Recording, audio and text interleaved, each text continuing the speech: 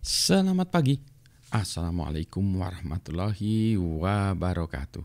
Berjumpa kembali dengan Budi Raharjo di Padepokan Budi Raharjo. Kita mulai dengan ngopi dulu. Bismillahirrahmanirrahim.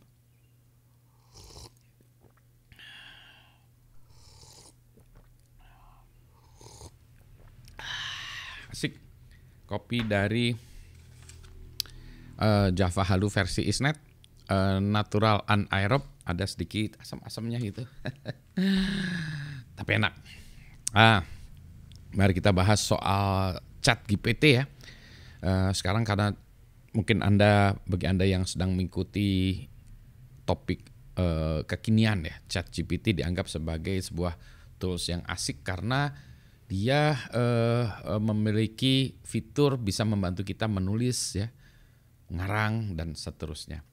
Nah, ChatGPT itu diakses dengan menggunakan perintah-perintah ya. Kita harus ngetikin apa-apa ya, baik itu di komputer atau di handphone kita ngetikin. Nah, menurut saya ini adalah cara yang salah gitu ya. Maksudnya cara bukan salah ya, masih primitif. Jadi kalau orang-orang kan karena tadi diketik-ketikin itu istilahnya tuh ngetik di depan prompt ya. Prompt itu adalah apa ya, menu yang di depan komputer tuh ya, yang nyala kelap-kelip. Kalau dulu itu prompt, menunggu perintah kita, itu prompt gitu ya. Nah, prompt. Maka sekarang orang bilang, kita belajar prompt engineering, anak-anak harus diajarin pakai prompt. Saya dikepikiran ya, perjalanan komputer dulu ya. Nah, ini saya jadi user interface atau interface antara manusia dengan komputer itu ada macam-macam. Ini ada satu kuliah sendiri saya mengajarkan tentang user interface ini ya. Nah, pada zaman awalnya itu dulu adalah command line interface atau CLI ya, command line interface. Jadi kalau zaman dulu itu ada yang kita sebut zamannya Microsoft DOS, MS-DOS gitu ya. Atau kalau Unix zaman dulu itu, kalau Unix command prompt-nya itu shell, kalau itu ya command prompt ya, C gitu ya, C.2 tambah lebih besar gitu ya.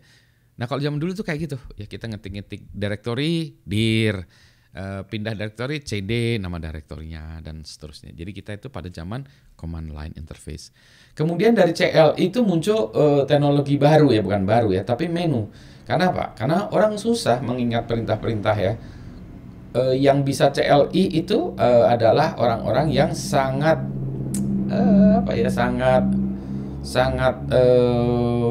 kalau kita sebut dulu adopsinya tingkatnya tinggi untuk mengadopsi komputer, orang yang senang komputer.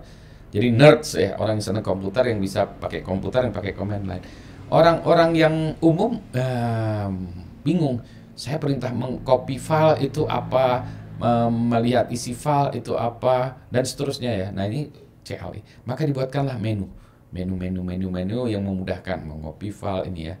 Makanya dulu ada namanya Norton Commander dan seterusnya. Kemudian muncullah graphical user interface. Ini harusnya ada gambar-gambarnya, GUI ya. GUI juga bagus ya. GUI mulailah orang-orang nggak mau pakai menu. Kalau yang sekarang kita kan zamannya GUI ya. Klik sana, klik sini. Kalau mau buka file, double klik. Kalau mau ngopi file, tinggal klik kanan atau di drag ke foldernya. Mau segala macam, kita graphical user interface ya. Ada menu di atasnya. Tapi kita GUI semua. Jadi GUI ya. Kedepannya setelah GUI apa? Nah, GUI itu bagus sih kalau kita di depan komputer, di handphone ya. Tapi kalau kita sekarang pakai jam, misalnya saya pakai ini ya, ini Mi Band saya. Ini kan kalau ini lihat, ini berdasarkan menu ya, ada menu-menunya di Mi Band-nya itu ya. Nggak kelihatan ya, ada menu-menunya, saya harus milih-milih gitu ya. Tapi menu ini susah nih ya. Ini kenapa? Karena layarnya kecil ya. Jadi ini kan masih menu base ya. Grafiknya graphical user interface nggak bisa karena ukurannya kecil. Areanya kecil ya, nggak bisa. Kalau komputer areanya besar, oke. Maka selanjutnya harusnya adalah voice ya. Jadi kalau dengan ini ya, harusnya saya perintahnya gini, tolong cek jumlah langkah saya ada berapa, tolong cek detak jantung saya, tolong cek jam berapa sekarang gitu ya. Jadi kita ngomong pakai ini ya. Jadi user interface ke depannya itu harusnya voice ya, karena nggak mungkin ya orang ngetik-ngetik gini gitu. Nah, voice ini teknologinya masih terbatas sekarang. Tapi ke depannya ini harus voice. Masalahnya bukan masalah mau nggak mau, karena ininya areanya aja nggak memungkinkan. Kalau kita bicara dengan kacamata ya, nanti kacamata sebagai bagian dari GUI, mau ngetik-ngetik apa di kacamata? Kan kita pasti bilangnya pakai kacamata bilang, Tolong tampilkan kalender saya hari ini, tugas saya hari ini apa, jadwal saya hari apa. Kita ngomong, nanti dia boleh menampilkannya dengan grafik lah ya, boleh dengan voice kembali gitu ya. Nah setelah itu nanti apa?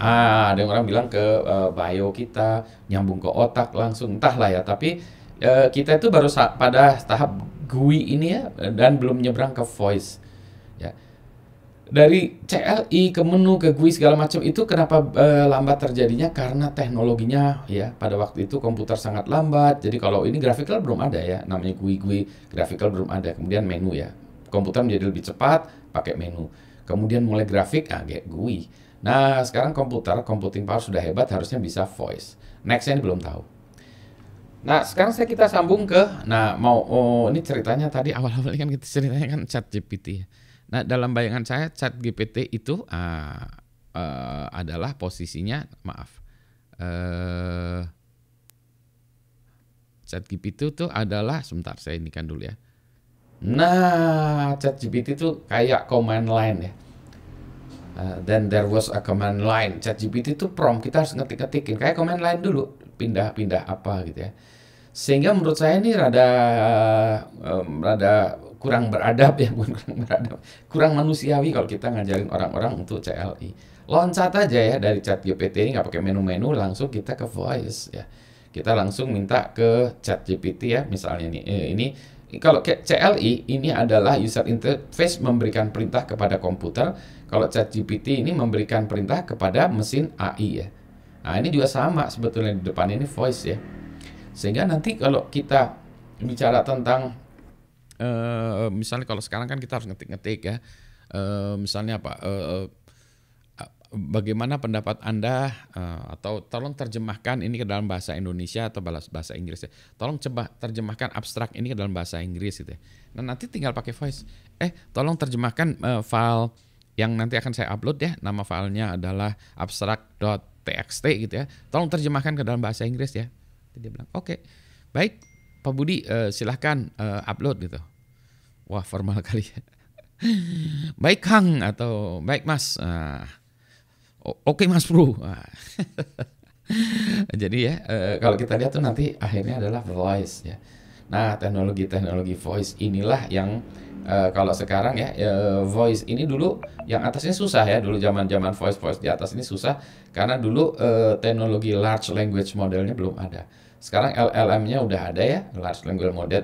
ChatGPT pun sudah menggunakan large language model. Nah tinggal sekarang interface dari voice ke text ke voice, bolak-balik. Jadi ini teknologinya di sini ya, masa depannya di situ.